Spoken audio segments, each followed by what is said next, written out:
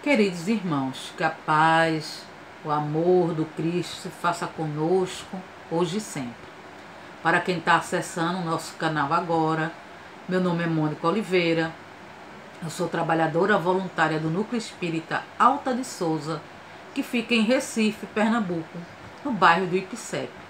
Hoje estamos com a missão, de buscar trazer conteúdo da obra A Gênese, a quinta obra da codificação, com o capítulo 15 que trata dos milagres. Vamos falar do último tópico, que é o desaparecimento do corpo de Jesus. Mesmo antes de darmos início a esse conteúdo, gostaria de fazer o agradecimento. Os agradecimentos. Hoje na nossa instituição foi o dia de distribuir, fazer entrega de cestas básicas com kits de higiene pessoal e material de limpeza. Estamos, com a graça de Deus, conseguindo atender a essa tarefa social, salutar, de amor, de dedicação ao próximo, que a nossa casa já tem, mas que atendia só a um público limitado, que é evangelizado pela casa, que são famílias que são assistidas. Com a situação atual, esse número cresceu. Pessoas buscaram a casa e se inscreveram, e o número que tínhamos de 80 já está em 150. E graças à doação de todos, recebemos ajuda de instituições filantrópicas, a Novo Jeito, a Transforma Recife, empresários de Recife que nos doaram 90 cestas básicas, álcool em gel, material de limpeza. Tivemos também o Exército Brasileiro, que aqui em Pernambuco, em Recife, fez entrega de cestas, recebemos 30 cestas básicas.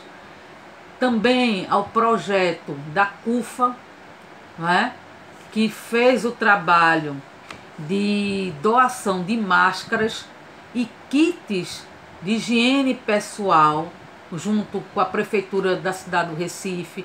Isso nos favoreceu muito. A CUFA é a Central Única de Favelas, que atua no Brasil inteiro e atua também aqui em Pernambuco. Ao Pastor Riso, com sua esposa Simone, que confeccionou máscaras, levou também. Então vamos pegar as máscaras deles, juntar com as máscaras que vieram da CUFA e de outros anônimos. Recebemos também doação de máscara da Nordeste Vedações.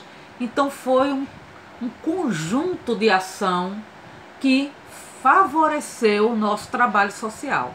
Se hoje conseguimos distribuir mais de 200 cestas básicas, foi graças a essa ação, foi graças à sua ação anônima também, Seja você cristão ou não cristão, seja você espírita ou não espírita, católico, protestante, de umbanda, de candomblé, ateu, agnóstico, não importa. Se você consegue sentir a necessidade de olhar para o seu próximo, de fazer uma doação, sabendo que aquilo vai ter um destino salutar, para atender famílias que, com essa situação atual, estão precisando de um alimento, como eu disse já antes, se vocês pudessem escutar a gratidão deles quando nós ligamos para informar que é o dia de pegar a cesta, é uma alegria, é uma satisfação, porque muitos realmente estão passando necessidade. Muitos realmente não têm uma escova de dente em casa para fazer seu asseio bucal. Muitos, quando tem uma escova de dente, ela é compartilhada em casa. Então a gente não tem noção, às vezes, do que é uma família numa situação vulnerável, de desigualdade social, como é no nosso país. E diante de uma pandemia dessa, o número, infelizmente, cresceu. Mas, felizmente, está despertando em nós o senso de coletividade, de amor ao próximo, de buscar ajudar, de ser fraterno com nossos irmãos. Então, graças a todos vocês, nós atingimos hoje nossa meta. Foi até muito maior, distribuímos mais de 200. Mas conseguimos levar o alimento e acalentar os corações aflitos de muitas mães e pais que no momento estão precisando, né, subsistir, colocar alimento na mesa para sua família. A todos vocês, muito obrigada. Como é de nosso costume, antes de começarmos as nossas palestras públicas, fazemos uma prece e vamos fazer a nossa prece para darmos início ao trabalho de divulgação e expansão doutrinária através agora das redes online. Vamos orar, meus irmãos. Divino Pai amado, Jesus, irmão maior, benfeitora amiga Alta de Souza, espíritos amigos que nos assistem e auxiliam nessa tarefa do bem. Graça rendemos pela oportunidade de estarmos mais uma vez unidos em sentimento e pensamentos nessa atividade de levar teu Evangelho a todos os corações que buscam esclarecimento. Que tua paz, Mestre amado, que tua luz se faça conosco, hoje, agora e sempre. Graças a Deus. Vamos iniciar agora o nosso conteúdo, trazendo a Gênese com esse tema, que é o desaparecimento do corpo de Jesus. Como eu disse, gera muitas interpretações, né? Traz muitas vezes curiosidade de se entender o que foi que aconteceu com o corpo de Jesus. Sabemos que houve a crucificação, que houve o sepultamento, que era comum naquela época, naquele local, que eram em cavernas, né? Se procurava um local e lá se colocava o corpo, para que se consumasse o fenômeno da morte. E não, de certa forma, Maria, mãe de Jesus, mas Maria de Magdala, sofrida, sentida com a ausência do mestre, né, vai até o sepulcro. E lá ela percebe que o corpo de Jesus não estava ali. Ela vê como se fosse a pedra que, né, selava aquele local retirada. Narra a passagem evangélica que ela vê anjos, alguns evangelistas trazem que foi um, outros trazem que foi dois, isso pouco importa. Mas o que se dá de fato é que Maria não encontra o corpo de Jesus. E aquilo causa um impacto nela. Ela fica tristonha, ela chora, ela se lamenta naquele local. E diz que junto com ela havia outras mulheres, né? Mas o ponto de destaque nessa passagem é justamente Maria, porque ela tinha aquela necessidade de encontrar o mestre, sentia sua falta, e ela que tinha um vínculo com os outros apóstolos, e ela seria o veículo naquele momento da notícia. Então ela está ali chorosa, triste, e eis que ela escuta uma voz: mulher, por que choras, né? E ao perceber, se dá conta, ela se depara com Jesus, na visão da época, ressuscitado. Ou seja, para que houvesse a ressurreição, era necessário um corpo físico, porque à época o judeu acreditava que aquele corpo era reanimado.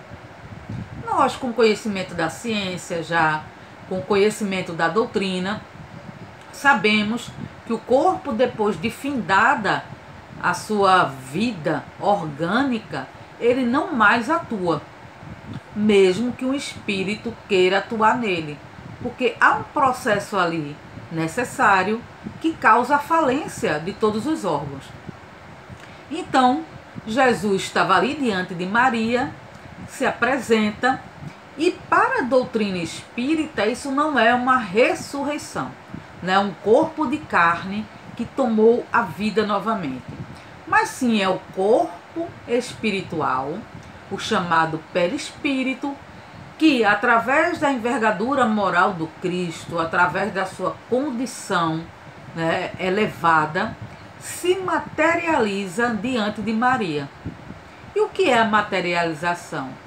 Quando nós vamos estudar mediunidade, nós vamos ver lá no Livro dos Médiuns que é a capacidade que o espírito tem de trabalhar os fluidos do campo físico, sejam eles doados por um médium ou devido à condição do espírito, ele mesmo manipula aquele fluido e se torna, né, um corpo vivo, com todas as aparências de como num corpo de carne estivesse. É o processo da materialização. Nós vamos tocar, vamos poder abraçar, sentir calor, né, a temperatura do corpo, pulsação de coração, tudo isso nós vamos sentir, como se ali realmente um corpo vivo tivesse. Só que é um processo conhecido como materialização, manipulação de fluido, que o Livro dos Espíritos já nos explica que tudo no universo é fluido, em diferentes estados, através das suas combinações múltiplas, que desde ao perispírito até o corpo físico nosso é fluido em estados diferentes para a condição nossa evolutiva. Então, para estar encarnado, um corpo fluídico, orgânico, denso. Para desencarnado, o corpo perispiritual fluídico também, como diz a doutrina, invisível aos vossos olhos, mas para nós, muito denso, como aqui no plano ele representa a mesma coisa do corpo de vocês aí no plano material, de encarnados, só que em outra dimensão. Para essa dimensão, ele é um corpo fluídico, pesado ainda, dependendo da evolução moral de cada espírito. Então, nós somos espíritos imortais, nós estamos revestidos de um fluido, né, quintessenciado, mais sutil, que reveste o espírito, segundo nós estudamos, e esse corpo perispiritual, ao qual foi chamado por Kardec, quando encarnado num plano, né, do qual o orbe que ele se encontra, agrega a ele, além desse fluido quintessenciado mais sutil, os fluidos que se encontram no ambiente. Então, o corpo perispiritual, na visão nossa, espírita, Jesus não ressuscita, ele não anima um corpo que ele já tinha, mas sim, ele se materializa utilizando os recursos seu, né, evolutivo, a sua condição evolutiva, e manipula os fluidos do ambiente e adquire toda a aparência de um corpo vivo. É assim que no estudo do Livro dos Espíritos, do Livro dos Médiuns, vamos entender esse processo conhecido como materialização. Mas o texto vem trazer um ponto que gera, né, essa questão, essas interpretações. Muitos dizem que Jesus, ao estar aqui na Terra, né, ao reencarnar não, a encarnar, porque já era evoluído, não é uma segunda, uma terceira, uma quarta encarnação no orbe, desde que ele evoluiu em outros, né? Fala-se que esse corpo de Jesus seria um corpo fluídico, não de carne. Jesus não teria nascido de uma concepção natural a uma pessoa encarnada aqui no orbe terreno. Então há essas interpretações, há essas visões que são trazidas. Eu costumo lembrar que tudo é fluido. Como eu disse, do perispírito ao corpo denso, somos fluidos, em estados diferentes. Só que Kardec traz, Hipólito Lyon, Denisard Rivai, o professor, que tomou o pseudônimo de Allan Kardec para codificar a doutrina espírita, para quem está chegando agora, né, conhecendo o movimento espírita e a doutrina. Kardec vai fazendo elucidações sobre o tema. E ele lembra que para estarmos aqui, para atender também, isso é uma questão das profecias, Jesus vinha da linhagem de Davi. José era descendente de Davi. Então, Jesus tinha que vir das formas naturais para efetivar a profecia. Maria o concebeu. Aí a questão é, mas Jesus tinha um corpo de carne mesmo? Foi uma gestação normal? Não era um corpo fluídico pela sua condição evolutiva? Ele poderia tornar o seu corpo denso, né? E até se sugere a questão dos agêneres. O que é o agênere, segundo a doutrina?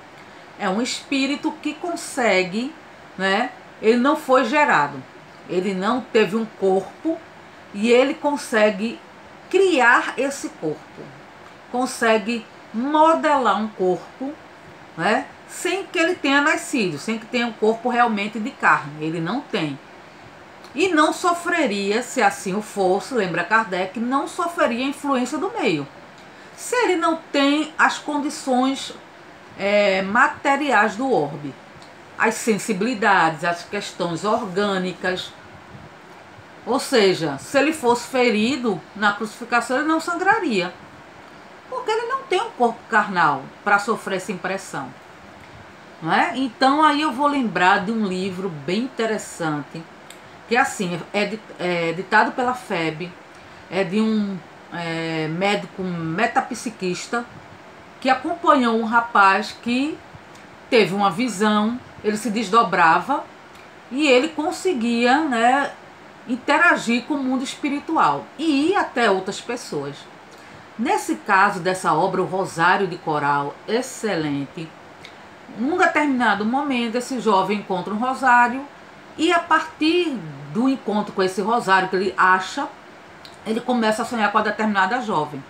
E eles ficam se encontrando no plano espiritual. É muito interessante. E a narrativa que se traz é que, em um determinado momento, ela estava prometida já. E ela chega a casar. E eles ficam só se encontrando no plano espiritual. Só que ela faz uma viagem com o marido, isso se dá na Espanha, e eles chegam numa determinada cidade e ele, ao desdobrar-se, aparece no local que ela está. De tanto que ele mentaliza ela. O que acontece? Nesse local, nesse dia, há uma cigana no ambiente. Ela, com a sua capacidade mediúnica, visualiza aquele rapaz. Ele, como espírito, com seu perispírito lá, próximo a ela. E diz para o marido dela que ele está sendo traído, enganado por um morto.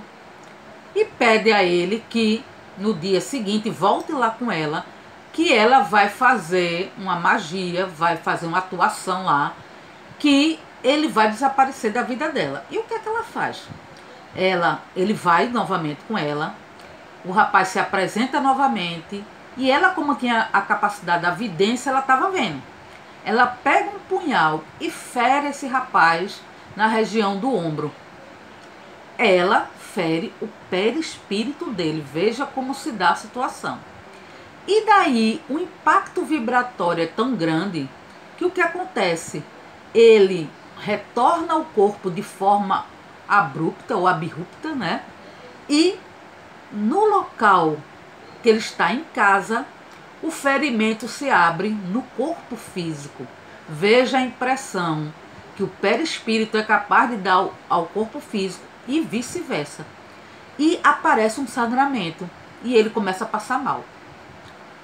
Dá um grito, a mãe acorda, vem em socorro dele, pensam que foi um crime, que alguém entrou na casa, mas a casa está toda fechada e fica aquele dilema. Ele lembra depois que houve a situação, mas não tem como dizer, dá um sentido lógico àquele fato.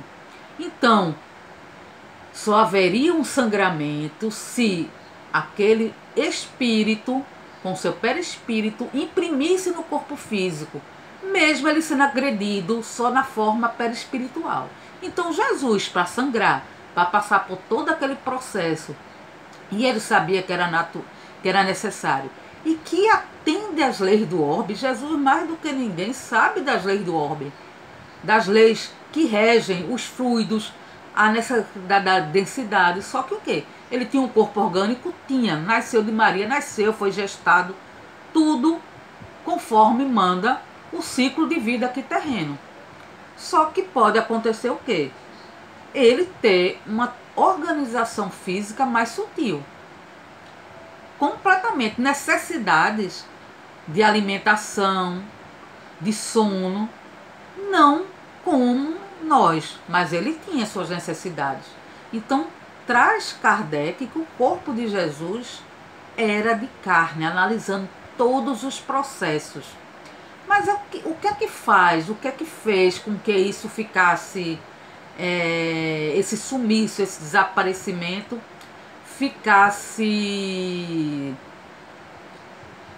pairando no ar? Nós vamos ver que houve o concílio de Nicéia que pegava os evangelhos e trazia, né, os conteúdos, escolheu lá. Mas nós vamos ver que naquela época os judeus acreditavam na ressurreição. E para se ressuscitar na crença deles era necessário o corpo físico. Era necessário que o corpo tivesse ali. Então teve muitas interpretações. Primeiro, deram sumiço no corpo de Jesus. Já pensou Jesus era tido como subversivo? Vejam só, aquela época, com aquele povo, com aquele pensamento.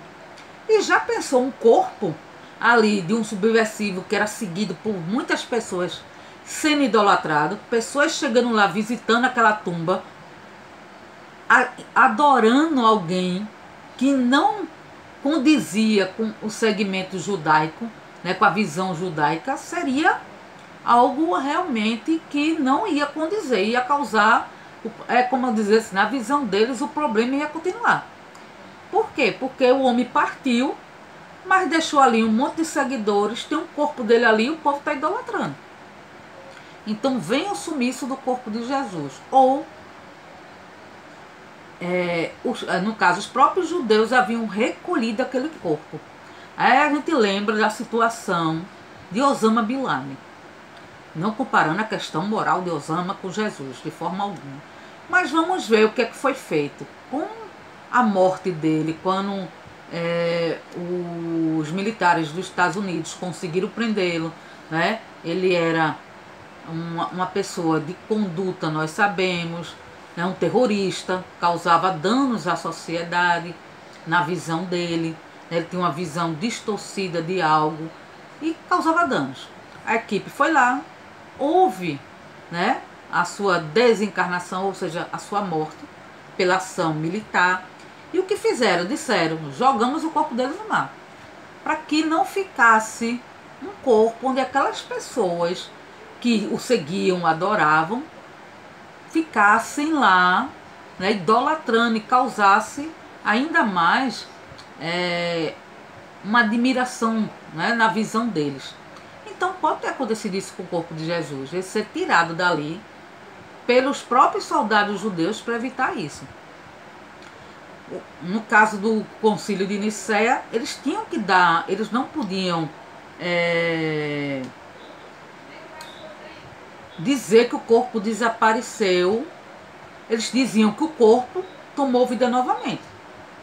Não é que o corpo sumiu, é que Jesus ressuscitou. E como ele ressuscitou, ele precisava de um corpo de carne. Então ele tomou seu próprio corpo, ressuscitou, apareceu a Maria, Maria foi lhe dar a notícia, ele apareceu aos apóstolos e tomou esse segmento, esse rumo. Aí vem a outra interpretação. O corpo de Jesus era fluídico e ele mesmo fez a desagregação dos fluidos e saiu do plano terreno. Fez com que aquele corpo se desagregasse molécula por molécula e se dispersasse no ambiente. Então nós vemos que há várias interpretações de acordo com linhas de pensamentos, mas na realidade, o que é que isso importa para nós? Qual o real interesse de nós, né, querermos saber se o corpo de Jesus ali se desagregou? Pode ser por questão de estudo científica, mas o que conta para a gente de fato é a questão moral. Porque uma criatura que se faz presente no orbe e consegue dividir a humanidade em antes de Cristo e depois de Cristo, sua atuação, seu papel moral, sua conduta é que vai fazer a diferença para todos nós. Então, a questão de que como sumiu seu corpo, se sumiu realmente, se foi animado pelo próprio espírito e tomou vida para atuar ali, né? Se foi recolhido, se desagregou-se. De fato, para nós espíritas, só serve isso a título de estudo, de ciência, para nós analisarmos. Mas que isso interfira na personalidade da pessoa de Jesus para nós, nada. Jesus continua sendo aquele ser iluminado, um espírito de ordem maior, que dividiu a humanidade não por um corpo, mas pelos seus feitos. Os seus feitos, sim, é o que interessa para nós. Está no capítulo dos milagres, porque muitos viam como milagre a ressurreição. Mas nós vamos ver que muito mais importante eram outras ações de Jesus, que tem muito mais valia para nós. E o que é que importava à época a pessoa de Jesus? O que é que era relevante àquela época a presença do Cristo? Seu corpo era relevante? Era, porque à época era necessária essa convivência. Um Messias que não tivesse de fato ali presente ia se apresentar mais na condição de Deus, né, de deuses. E não era essa a intenção. Então, o Cristo surge e está ali com o corpo por necessidade, mas o papel maior dele era nos trazer, nos orientar em relação a Deus, a esse ser superior que tinha criado o universo, que tem um reino preparado para nós. E era através das suas ações que configuravam seu corpo material. Nós vamos ver que Jesus teve presença naquela época, que Jesus se alimentava, né, podia ser de forma mais fugaz, mais de alimentos, né, mais leves, em quantidades menores, mas Jesus trabalhava. Veja, quando a gente pensa num espírito que só era fluídico, como ele iria estar atuando o tempo inteiro, fazendo com que o seu corpo ficasse tangível, fazendo com que seu perispírito tivesse uma densidade maior para estar ali atuando todo o tempo, desnecessário. Como eu disse, Jesus conhecia a lei da reencarnação, a necessidade dos fluidos do orbe, que era necessário ter um corpo fluídico, um corpo de carne, perdão, não tinha por que ele utilizar de outra forma, não é? Não tinha porquê, e é isso que Kardec vem nos alertar. Ele conhecia as regras, as leis, então não tinha por que ele vir de outra forma. No livro Amanhecer de uma Nova Era, do médium Divaldo Pereira Franco, pelo espírito Manuel Filomeno de Miranda, nós vamos ver uma situação em que Francisco de Assis se apresenta numa reunião mediúnica no plano espiritual.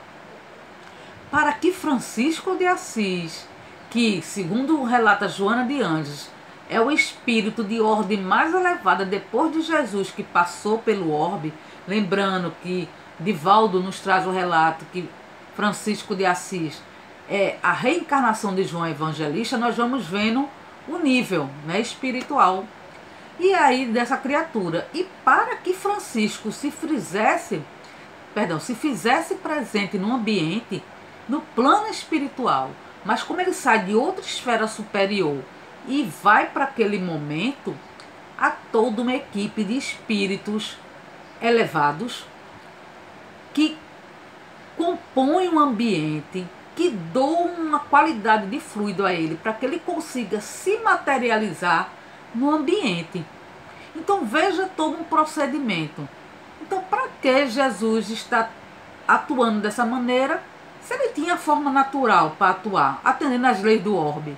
Então não necessariamente ele tinha que ter um corpo fluídico. Era fluido, porque era fluido da escala do perispírito, que vem um fluido mais sutil em relação ao corpo físico, mas o corpo físico também é fluido. Então, não deixa de ser um fluido, só que em estado diferente, na condição orgânica. E é com esse corpo fluídico, obedecendo a lei dos fluidos, que Jesus faz todas as curas, as imposições de mão, né? Manipula os fluidos, transformando água em vinho, fazendo curas. Então, Jesus traz algo muito maior para que nós estejamos atentos do que nós ficarmos buscando. Desapareceu o corpo? Não desapareceu? Era só fluido ali, um fluido só perispiritual? Não era. Vamos nos ater à questão de quem foi a pessoa Jesus. Quais os seus feitos, qual sua atuação, o que de relevante ele deixou para nós, criaturas humanas. Então, neste momento, já conhecendo, nós que já estamos na doutrina há mais tempo, estudando a codificação, fazendo nossos estudos, buscando as obras complementares, vamos entender que aquele corpo é um instrumento de atuação, assim como esse nosso.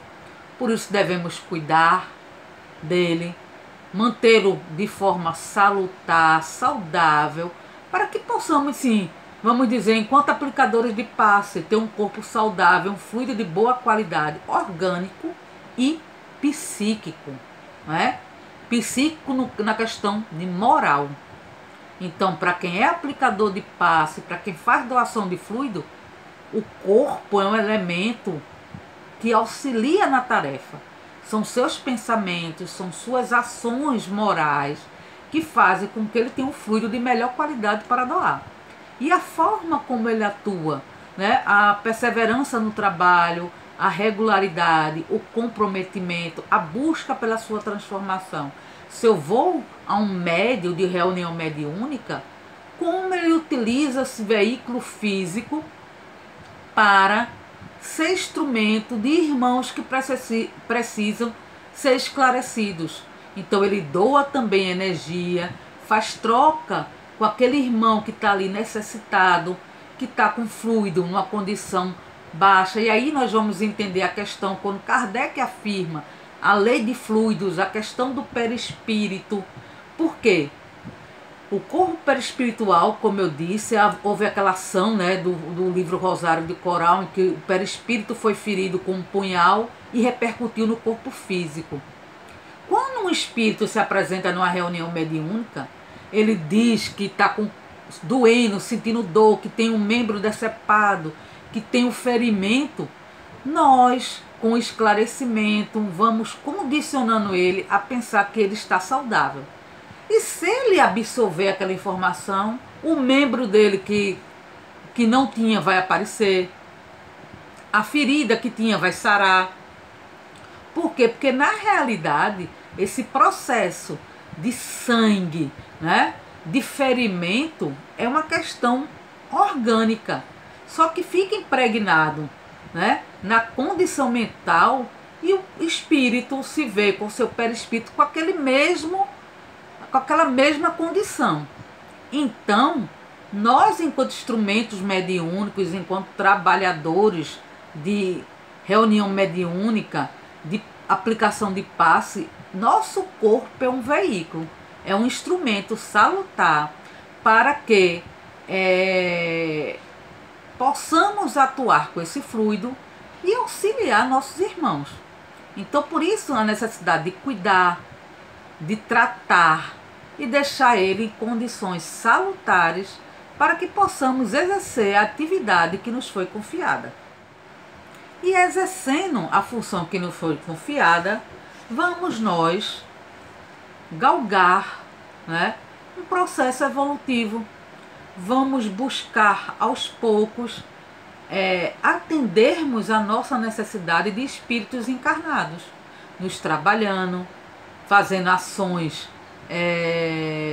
morais construtivas para nós e, consequentemente, para o ambiente social em que nos encontramos.